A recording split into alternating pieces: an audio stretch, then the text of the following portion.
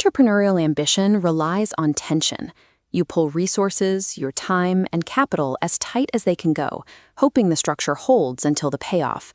But push that tension too far, and the entire system snaps. The mechanism that breaks businesses rarely starts as a math problem. It begins with a choice. An entrepreneur looks at a high-risk financial want, something that accelerates growth, and convinces themselves it is a non-negotiable need. In 1997, Ronald Rees faced this exact choice. He was building a shopping center in northern Zululand, a massive project that required converting tribal land into a freehold property to secure a bond. The project hit a wall of external pressure. His anchor tenants demanded the doors open by December, or they would walk away from the deal. To meet that deadline, Ron had to abandon his original timeline. He moved into a phase of high-speed development, trading long-term stability for immediate results. To bridge the gap and keep the tenants happy, Ron applied for bridging finance. He needed the capital to finish construction before the bond was even registered. The bank approved the loan on one condition: Ron had to sign a personal surety. This removed the separation between the business and individual. If the project failed, the debt became a direct liability for Ron himself. On the very day the lease and the bond were supposed to be registered, the bank pulled the plug.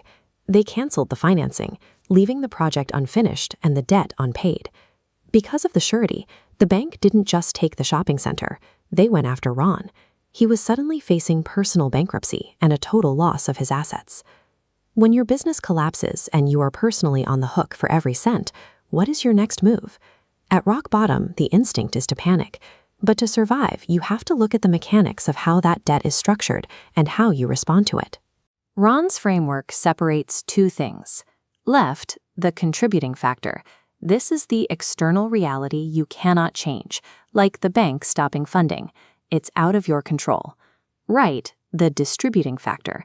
This is how you handle blame. Pointing fingers ricochets back, keeping you a victim. Ron realized that blaming the bank was a distraction. He had to acknowledge that he was the one who chose to take the loan and sign the surety to keep his tenants happy. Moving forward required a shift in focus. He had to stop looking for who to blame and identify exactly what he could still control in the legal process. Ron stopped pointing fingers and accepted his financial position. He decided to face the bank's legal team head-on. He had no resources left. With no money to pay for an attorney, he had to prepare his own defense against a team of professional litigators. He had to walk in and argue his own case. He was a layman standing alone against a major bank's legal department. By refusing to ignore the summons, Ron had to learn how the legal system functions. He spent his time studying court procedures and debt law because his survival depended on it. This wasn't a theoretical exercise. Through months of litigation, he mastered the specific technicalities to defend himself and eventually won his own cases. Taking full ownership of a crisis forces you to learn the rules of the system. Ron didn't just avoid bankruptcy, he gained a technical mastery of debt law that he never would have acquired otherwise. Winning the cases didn't just clear his debt, it changed Ron's career path. He had survived a process that usually ruins people. Most people in overwhelming debt look for a quick escape, another loan or a formal administration. They try to make the problem go away without ever understanding how the debt trap works. If the shopping center deal had been a success, Ron would still be a developer. He would have never understood the vulnerabilities in bank lending or the defenses available to borrowers. This period of high-stakes litigation worked like the stone being struck. The pressure revealed a specific set of skills. Ron now knew exactly how to navigate credit scores, bond approvals, and vehicle finance from the inside. Resilience isn't about dodging failure. It's about using a catastrophic event to gain specialized knowledge that you can't get any other way. Today, Ron's career is built on the expertise he gained during his collapse.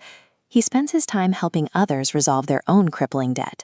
He uses what he learned in court to fix credit scores and help people get pre-approved for bonds and car finance when they thought their options were closed. His ability to help comes from experience. He isn't reciting a textbook. He is applying the same tactics he used to save himself from personal ruin. The numbers on a bank statement matter, but your response to those numbers determines whether you recover. By separating the event from your reaction, you stop being a victim of debt. You take the technical lessons from your own financial failure and use them to build a more stable path forward.